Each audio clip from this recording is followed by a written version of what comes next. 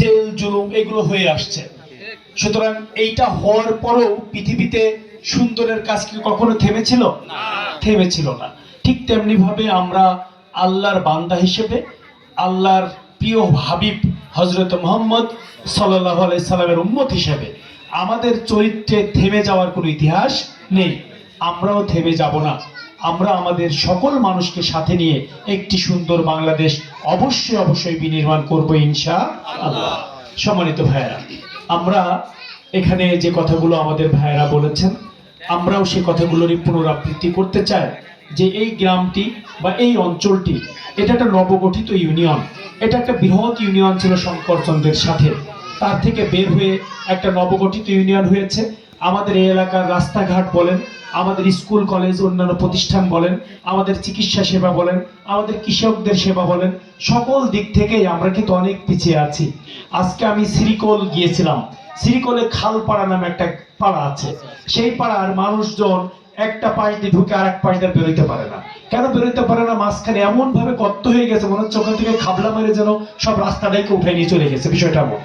তো এই জায়গায় দাঁড়িয়ে আমরা মনে করি যে একটা সুন্দর বাংলাদেশ গঠনের জন্য, একটা সুন্দর সমাজ গঠনের জন্য আমরা সকলেই প্রচেষ্টা চালাইতে পারি।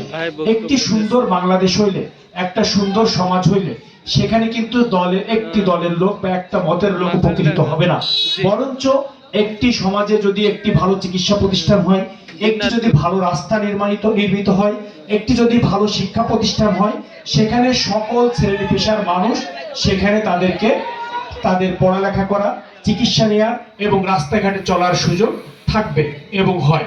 এজন্য সম্মানিত ভাইয়েরা, আমরা মনে যে পরিমাণ অর্থ বিভিন্ন দলের লোকের পকেটে ঢোকে, এই পকেটে ঢোকা অর্থ যদি রোধ করা যায়, সেই অর্থ দিয়েই কিন্তু এই বাংলাদেশের চিত্র চেঞ্জ করে দেওয়া যায়। কি বলেন আপনারা? এই বাংলাদেশের বিভিন্ন নেতা নেতৃবৃন্দ তারা মানুষের ভাগ্যের উন্নয়নের কথা বলে তাদের নিজেদের ভাগ্য যে পরিমাণ উন্নয়ন করেছেন, ওই ভাগ্যের ছিটেফোঁটাও যদি জনগণের উন্নয়নের মধ্যে ছিটিয়ে দিতেন, তাহলে মানুষের ভাগ্য একদিন উন্নয়ন হয়ে যেত নাকি? এই জন্য আমরা মনে করি যে আমরা এই সুষম বন্টনের এই ব্যবস্থা আমরা করতে চাই। আমাদের এই রাজনীতি বা এই ইয়েতে আসা এটা কোনো আমাদের মানে পেশা নয় বা ব্যবসা নয়। এখান থেকে আমরা মানুষের সেবায়, মানুষের কল্যাণে কাজ করতে চাই।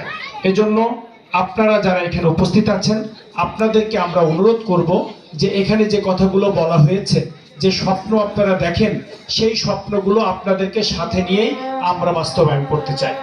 এজন্য